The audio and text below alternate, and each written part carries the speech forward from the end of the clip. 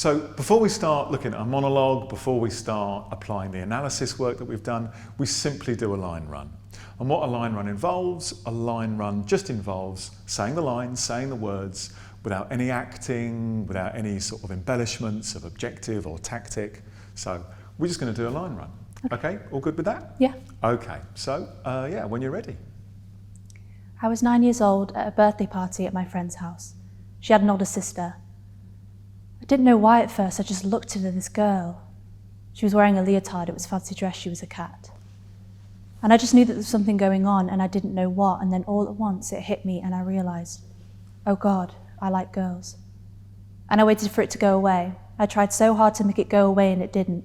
And even when I was going out with boys, even when I went out with Josh, I couldn't say it, but I knew deep down that I like girls.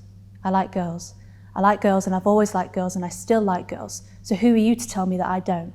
When I've accepted everything that you've said to me. You want to be a man? Fine. You need to change your name? All right then. You want to wear these clothes and lift these weights? Whatever. I've accepted that because it's what you want, what you need, who you are. Fine. And I tried to change. I tried so hard to change, but there are just some things that I can't change. Some things that I don't want to change because they're a part of who I am.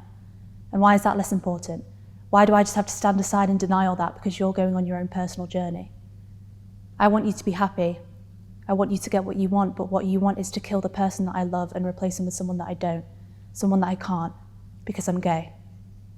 You want to be a man, Adrian? You want to be a man? Fine, but I like girls.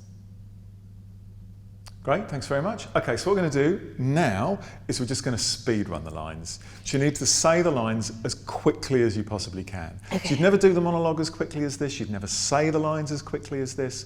But the reason why we do this is just sort of to give you the confidence that you know that doesn't matter what happens when you're doing the monologue, the lines will always come out. Okay? Okay. Great. So let's go from the beginning again, but saying the lines as quickly as you can. Okay. Okay, so when you're ready.